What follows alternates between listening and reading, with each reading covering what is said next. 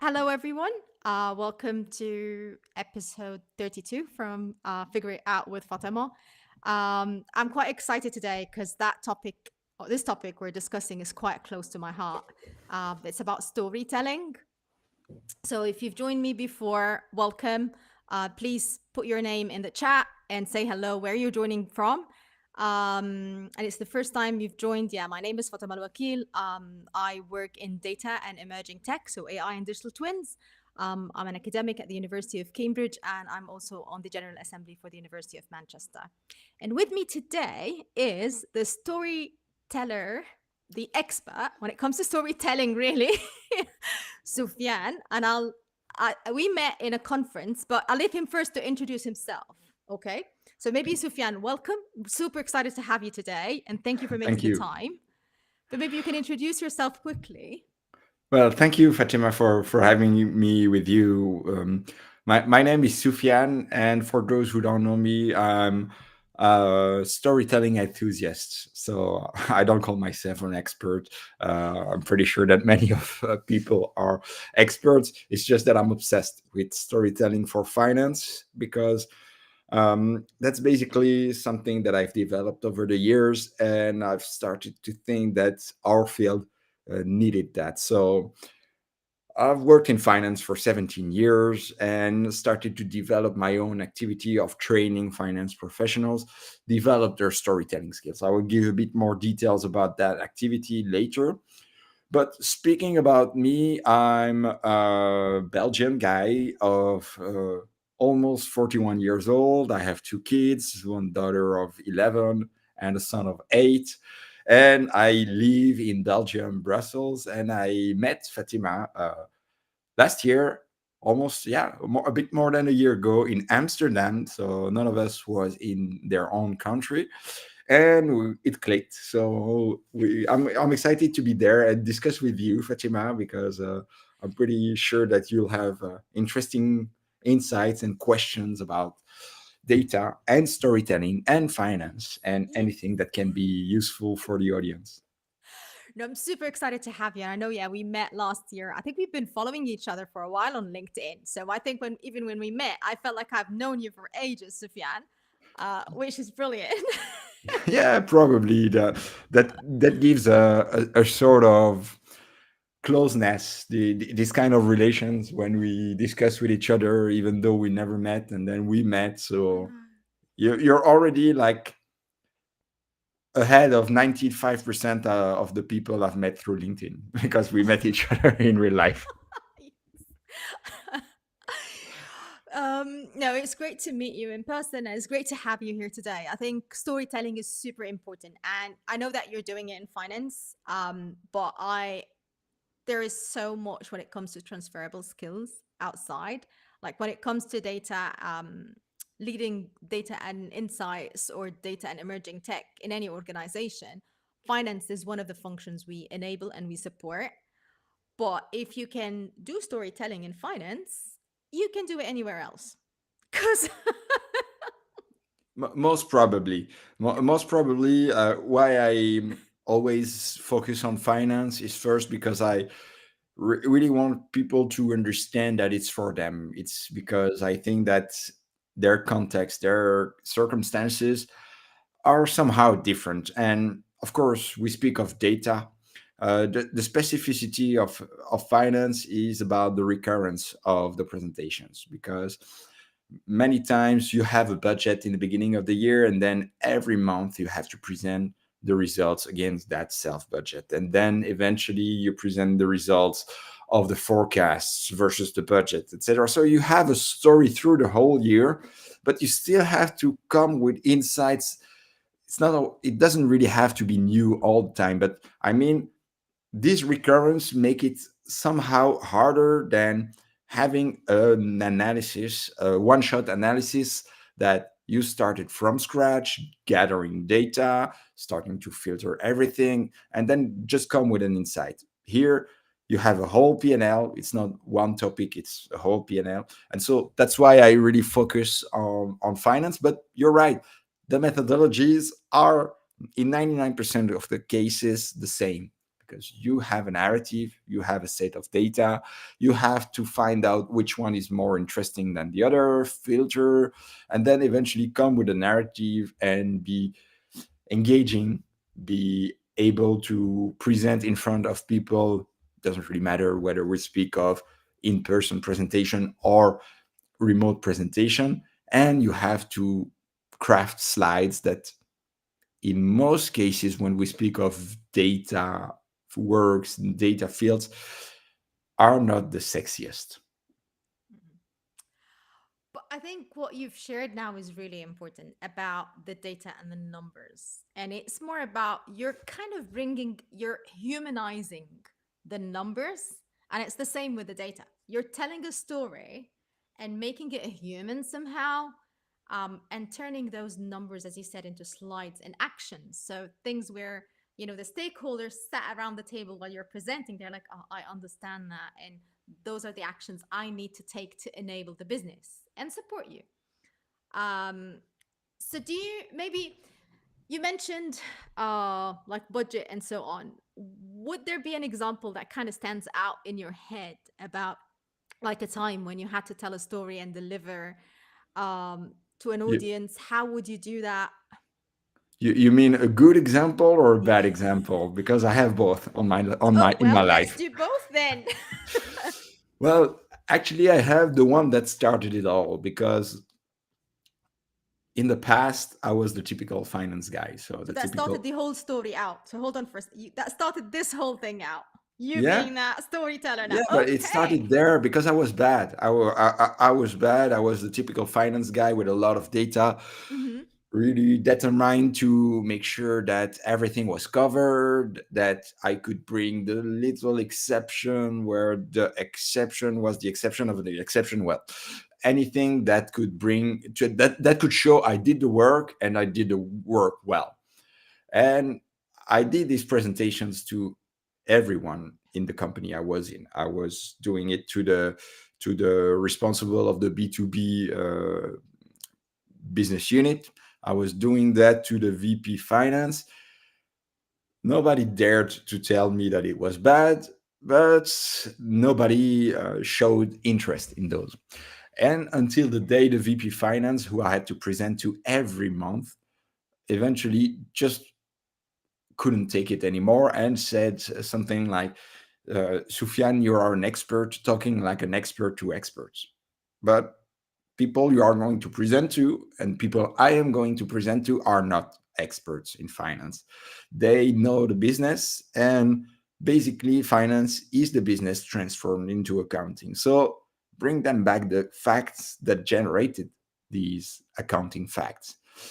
And since I was a bit picky, I took it personally. And so I said, okay, you think I'm bad? I'm going to be good.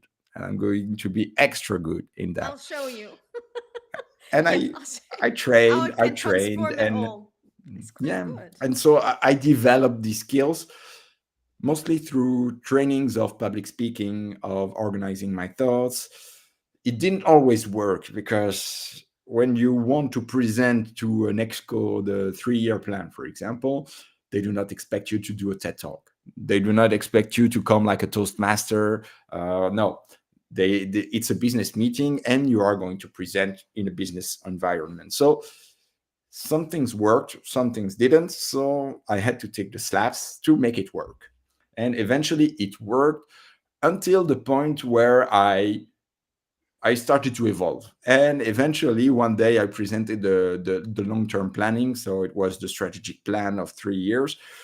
And I presented it to the management committee of the BU I was responsible of. And at the end, it was a coffee break, and the people came to tell me, yeah, it looked like a marketing presentation, Sufyan. What did you do? How come you do that and your colleagues don't? And so I understand I got something that was pretty valuable and rare. So it was the starting point of it all, because I said, okay, I worked so hard on this, it would be a shame to just keep it for me. That's very well. First of all, that is very kind and it's a very thoughtful thing. to say that you've worked really hard and now you're giving it back and you're supporting it, especially that finance people do need it. It's a very difficult, it's a very, it stands out when someone in finance actually is able to tell a story through numbers. It's a very difficult skill. So yeah, it's amazing that you've done that, and now it's like your mission to kind of like, share it across and make sure it's out there. Um, like we, I've we, seen it in we have marketing so and much to sales, but not in tell. finance. Yeah. Yeah, but we have so much to tell in our jobs. When we work with data, I mean, we are sitting on a gold mine. And today we speak of the era of data, that every decision should be driven by data. And today it's still not the case, because we take data mostly to justify the decisions that are already made. Here the point is really to make sure that people feel what the story is behind your data, so they take decisions. So you kind of reverse the narrative that's common today.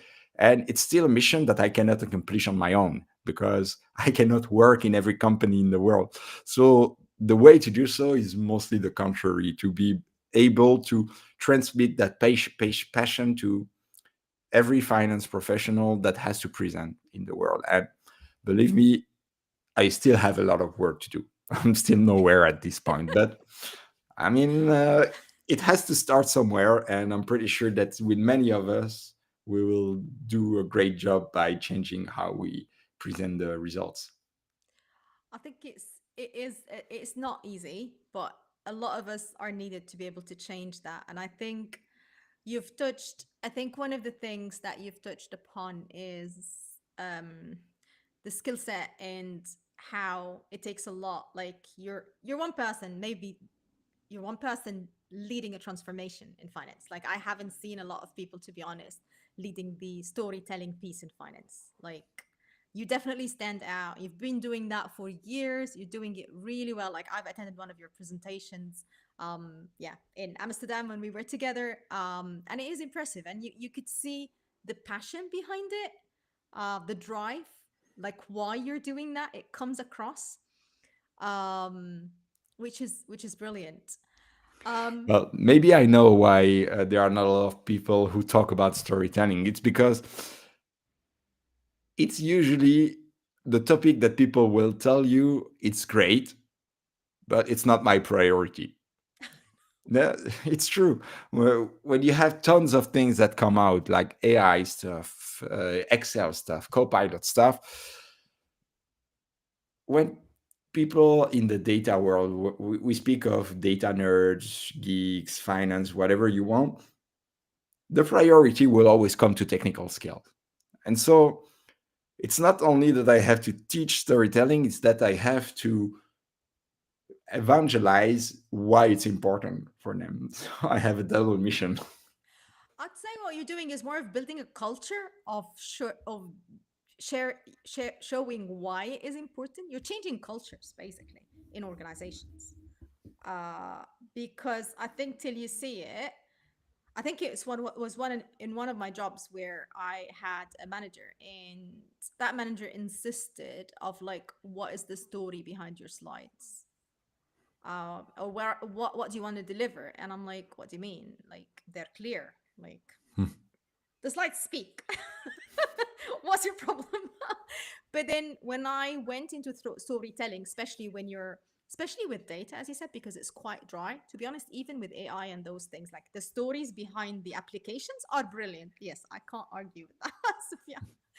But really the strategy of how you set up a data strategy, how you create the culture, how you use the different technologies, the platforms, the different tools, it needs a story, and it's not a lot of people put it that way, in terms Mhm. of storytelling, which is why when you're saying you're doing it for finance, I was like, definitely I'd love to have you on in one of the episodes so that we can discuss how you're doing it. Because if you can do it for something like finance, where it's really, I'm a qualified accountant by trade, where I left the finance and moved to tech, but I know how difficult it is to tell a story with balance sheets, or income statements or even business cases, as much as they can be very, very exciting. Yeah, business cases is the use case where the story takes all the importance.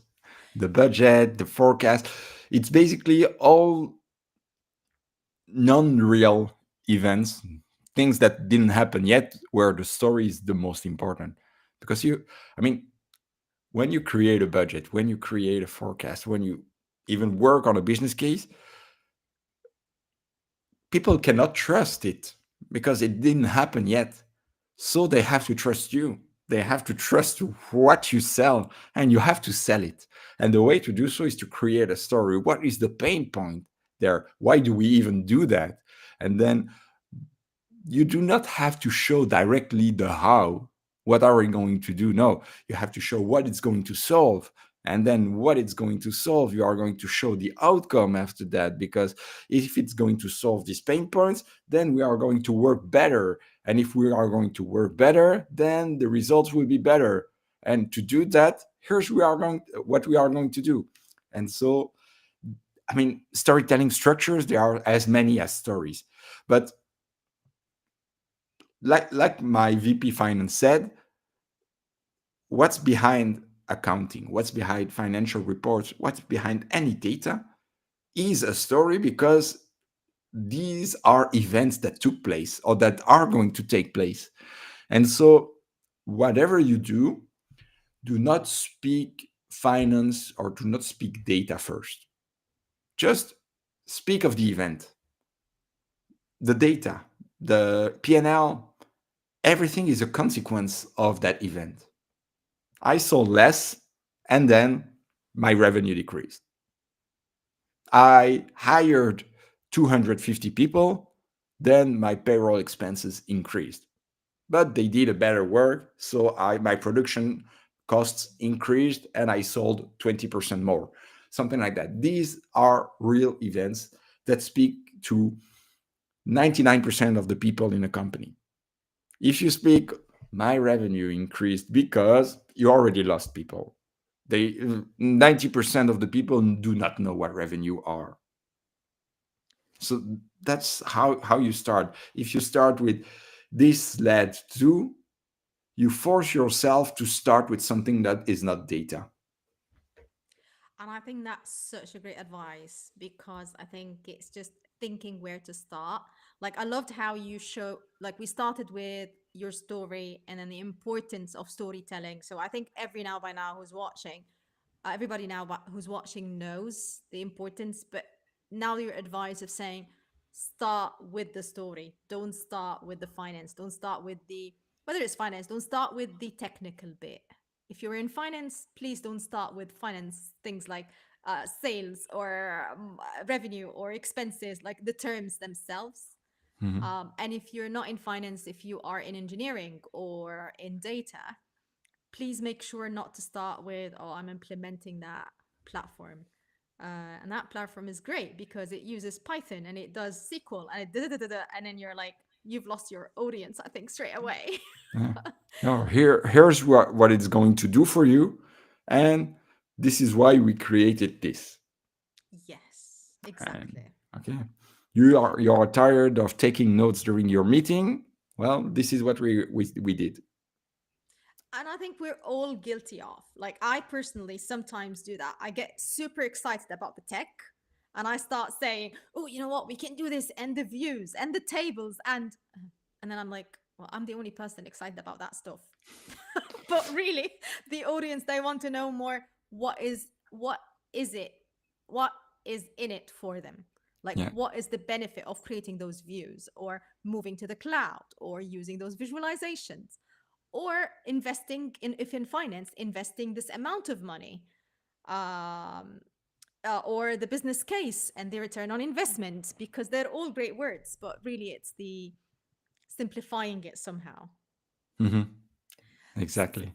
So what would be your advice for someone who's new to storytelling and wants to start? Well, the starting point is to close PowerPoint first. Just go to your data try to understand what's behind, talk to your business partners, because without having a talk to the ones who are behind the facts that led to the data, well, you are probably not going to have the context. You are probably not going to understand what happened, and then only prepare the structure of your thoughts, how you are going to speak of that, what is the first thing that you are going to say, what are the supporting elements that you are going to show, and what's the action you want people to take after this meeting. And then only open PowerPoint. And I'm pretty sure it's the same for data, and you will probably confirm that before even thinking about how what we are going to say and how we are going to say it, most people open PowerPoint and then start with slides, titles, graphs, and then, okay, now how am I going to present it? That's the wrong order. Yes, it is the wrong wall. And I think it gets you down a rabbit hole of moving across slides and trying to put data on slides rather than thinking about the core message itself. You get lost in that PowerPoint. Yeah. Um, and it's a Yes, simple, so, like, so that's my first advice. But what about you? What would be your first advice regarding presentations? regarding presentations is I always think when I start a presentation, it's the problem statement. Yeah. So what is it the problem that I'm trying to solve with this presentation? What am I trying to answer? And then I start creating those like ideas. And I can get like a pen and a like scratch it, just sketch it down. Or if it's a PowerPoint, it's one slide, I'm writing the whole thinking, but I'm not creating the slides. Or it's a Word document. Just put it somewhere where I can say, okay, this is the problem statement, those are the things that would answer the problem statement. And this is the takeaway that I want my really stakeholders or the people listening to this presentation at the end to leave with. Mhm. And I always think how I want them to feel as well through the presentation, because I feel like data is it's a very dry topic. And I'm similar to you. I'm very passionate about it. But to be honest, I think sometimes I feel like I'm in the room with a lot of people and I'm the only person like, oh my God, and you know what? We can do this and we can do that. And I'm like, well, they're not really, it's not the tech for them, it's what it will enable it. So it's this kind of link. So I think that's what I normally do. It's the problem statement number one for me. Yeah, that's the typical storytelling structure for solutions. When you present a solution, well, you start with the pain points, the problem, and this is how people are going to connect with your story. So yeah, great point. Thank you.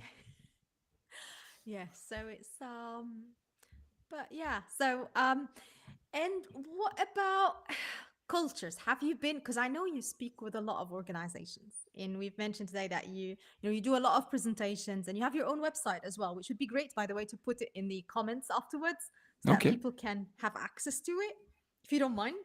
Yeah, I will. I will. Probably, I will. I will do that. No, yeah, I work with many organizations, mostly in Europe and in the US. But I had the opportunity to work with other cultures, like, for example, South America, or the most. Let's say that the most surprising culture was Singapore for me. Uh, Ooh, okay. I went 2 times in Singapore to to give my training. And in my trainings, I always have a practice part. And to make it work, I give feedback, but I always ask the audience, the rest of the peers, to give feedback on the presentation. And this part doesn't really work there because, and it was maybe an exception, but it was 2 times an exception. They feel it's very difficult for them to give constructive feedback that they consider negative feedback. They will say it's great, and then they will not give more because they are afraid to say you should have used your hands a bit more. You should have spoken a bit less. You should have gotten to the point earlier and something like that. And this is very difficult for them because they are not used to do that. And it's probably cultural, or maybe they were 2 times in a bad mood. But in this case, this was the biggest cultural difference that I had.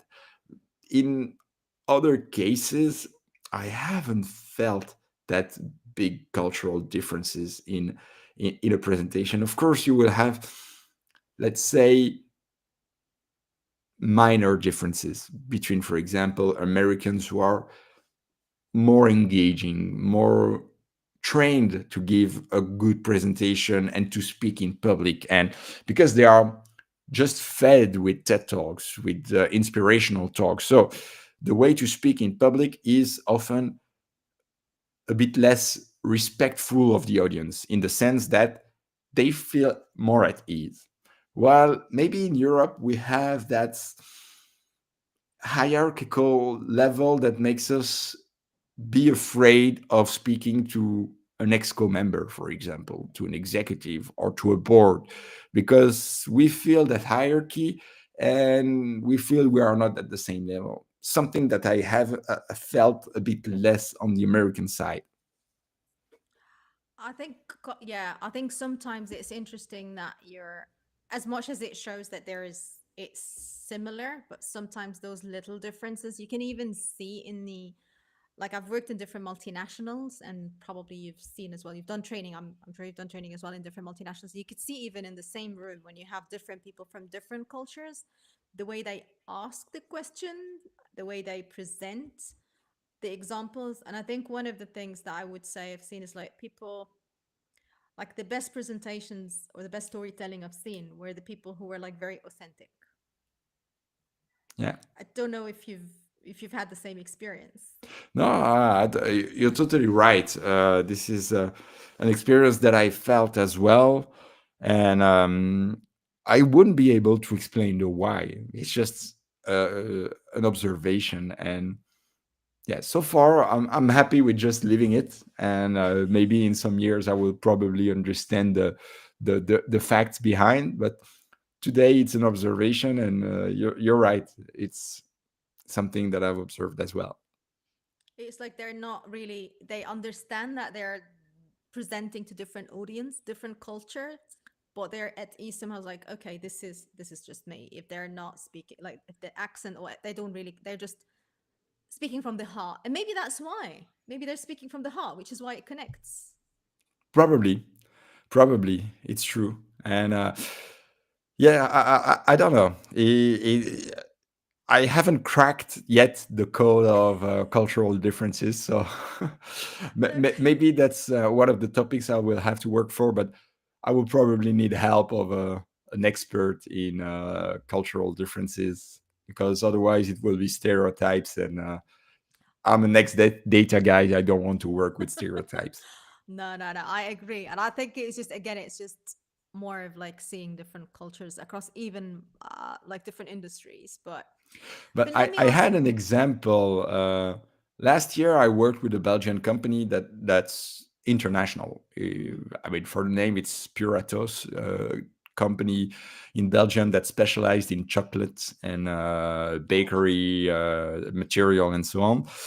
And they have people from all around the world, and so they gathered them all in Brussels during 3 days. So it was the finance days of this company, and so in 3 days, I had the opportunity to give a short version of my workshop to people from South America, from North America, from Africa, from APAC, from Australia. And so it was a huge uh, 3 days of work, and it was impressive to see all the differences that there were at that time. But I also got surprises, like, for example, Australian people who were more shyer than people from Africa. And so, again, this is why I say that I don't want to step on stereotypes, because you could think, okay, Anglo-Saxon countries are more engaging, more open-minded, while you will see that in countries of Africa, you will see people who are more reserved and so on. And but oh, it's just that it was really depending on the persons. And I mean, we are all fed with influencers. We are all fed with TED Talks. We are all fed with this. I mean, Yeah. it's international and education plays a part, but I think that as soon as you are an adult and you start to work with international companies and international people, all of this starts to mix. I I'm agree. probably not Belgian anymore in most cases. Yeah, I think you're right. It's once you start working, it's just yeah, you get used to all that. Um, but let me ask you something. What about like that would be my last question because I'm just aware like it's 30 minutes and normally that's the span when people like you start Okay. losing people. They're like the brain is fried already. So, but what my last question would be um to the leaders as well. What would you be like sharing with leaders in this area in general, whether in finance or outside, when it's come to storytelling? Because we said it's the last thing on the agenda. And sometimes it's not even on the agenda at all, Sufyan. Let's be honest. Yeah, sure, sure. Well, the only thing I would tell to leaders, and that's basically what I did in Amsterdam last year, is just let your team do some presentations. Do not keep this exposure for you. Uh, Most people, most leaders I've discussed with, take this step of taking the exposure for them mostly in a positive sense because they don't want their teams to be exposed to bad behaviors of the exco or the board or something like that. Well, if you want to move in your life, in your career, you will have somehow to do that. And it's not that you absolutely have to present to the higher hierarchy of your company. Start low, present to your equivalent. If you're an analyst, go to a staff meeting. If you're a senior analyst, go to a management committee, etc. Until the point where you will do good analysis and you will feel confident enough to prepare your presentation and deliver it confidently. Well, you can give it a try and present in front of the exco. It will work, it will not work. Most people are forgiving, and if they are not, maybe you are not in the good company. But I would tell you, as leaders, just train your teams to be confident enough to prepare and deliver a presentation in front of others. That's the way for them to grow. And it will not only serve them, it will serve you because if they are clear enough on their structure, they are clear enough on their insights, well, when you will need their own insights for you, it will be already prepared. You will not have to filter it again. You will not have to remix again so that it's exco approved or board approved. They will be able to understand that when they extract a message from their data, it will have to include the what, the so what, and the now what, that they will have to follow a structure, that they will not have to prepare slides that contain 260,000 words. No, you will have already a material that's pre-usable for you. So it's benefiting everyone in the company. So make sure that it's part of their training agenda because they will need it somehow at some point. I do agree, and I love that advice. I think it's one of the things as well that the more I think the more we have stuff on our plates, we need to kind of delegate. And if we don't really build our teams to be able to speak, like one of the things that I first just like, okay, get me involved in everything when I first have a new team, keep me.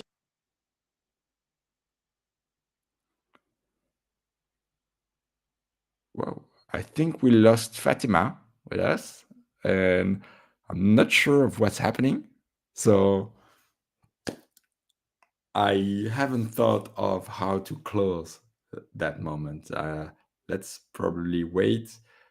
I think I'm seeing something that's appearing.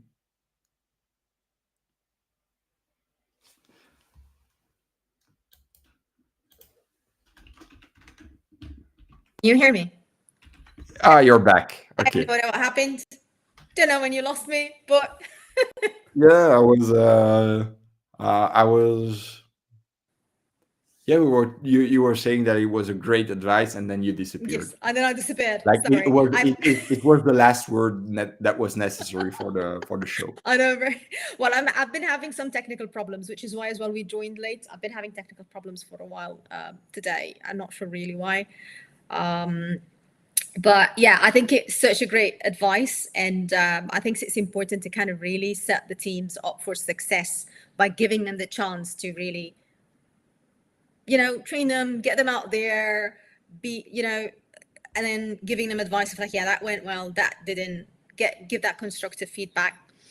I'm just aware of time, and I know the conversation is really interesting. I have so many questions to ask you, Sufyan. No problem. We could spend 5 minutes more. Don't worry. I know maybe we need another session. I'm like, it's. Let's see what this session does, and I in know. 6 months, if there are other questions, we can always come back to here. Yes. Um, but yeah, I think it's really important to kind of, I think, to kind of really set those like set the culture right, even for your teams. But also cross functionally, I think that's one of the things that's one of the topics that for me is really important. So how you can manage those cross functional presentations and all that. Um, I don't know if yeah, I said that was the last question before, so I don't want to be asking more questions now. But it's just like having an expert in storytelling is so great because I'm like, oh, there's so much to ask. But I give you one more question. one more You question. use it well. Use it well. Cool. So if I'm saying, I don't, what have you seen when it comes to organizations that have really embraced storytelling? Do you Okay. have like any, do they have strategy? Did you see them doing something different where they kind of integrated it into their culture? Well, generally, it starts with the slides. Like the number of slides that are included in the deck decreases uh, suddenly after the training, because it's not sudden. I mean, Mm-hmm. in the beginning you have more slides, because what I tell people is that they have to include story slides and the whole deck of reports. The Yeah. P&L breakdown goes into the backup slides. And then when people are starting to be used to the first part, they'll require less and less the old deck. So it decreases over time. And what's the most important about storytelling is that most people I train will integrate not only the total impact, the expected total impact of the year, because mostly in finance you speak actuals versus budget, actuals versus forecast, and so on. So they go further than the year to date. They go up to the end of the year, and most of them also include options and recommendations. And that's the biggest behavioral change, because teams who have these kind of presentations are getting easier decision process thanks to this part, because they do not have to start from scratch and after the meeting decide, okay, what are we going to do after this meeting? No, it's during the meeting where there are options that the decision is already made. And after the meeting, it's not what are we going to do, okay, work on this, on this, on this. No, it's this is what we are going to do. Here are the action points for this person, this person, and this person. So this is the biggest change. On the one side, you have the slides that decreases and have a better quality, and on the other, that you do not have to wait a second round of meetings to have a decision made. After the meeting, you directly have action points that are directed to the different people. Brilliant.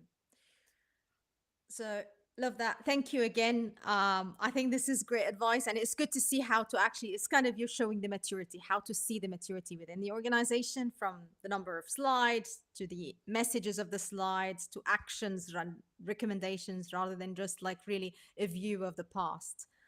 So that is really this is great advice when organizations are thinking about their data storytelling or storytelling in finance or outside of finance in general. How do they measure their maturity? And this is really a simple way of measuring their maturity. Where are they on that spectrum? Yeah. So I'll wrap it up. I want to thank you again, Sufyan. Seriously, I loved the session today. Really enjoyed it. Genuinely enjoyed it. Thank Great you. conversation. Thanks for the great advice. Um, it's such a pleasure to have you, definitely. And apologies for all the tech problems. I know, yeah, it's been a challenge from my end for everyone. So I do apologize for all that and joining late as well. But thank you again, Sufyan. And thanks for everyone who was watching today. We will keep an eye on the chat, Sufyan and I. If you have any Ah, questions, yes. Let me write on the in the chat. How do you write that? you can write it on LinkedIn. So if you Okay, go to LinkedIn, you and I can will write write that there. Please leave your the website. website. I will do Yes. that. And yeah, I promise that. if anyone has any questions for Sufyan and I, you can just tag us on LinkedIn or on YouTube. We've been live on both channels, and we'll make sure that we answer any of your questions as well. Thank you Great. again, Sufyan, and thank you, Thank you, everyone. Fatima. Have a great Have a evening. nice evening. Bye.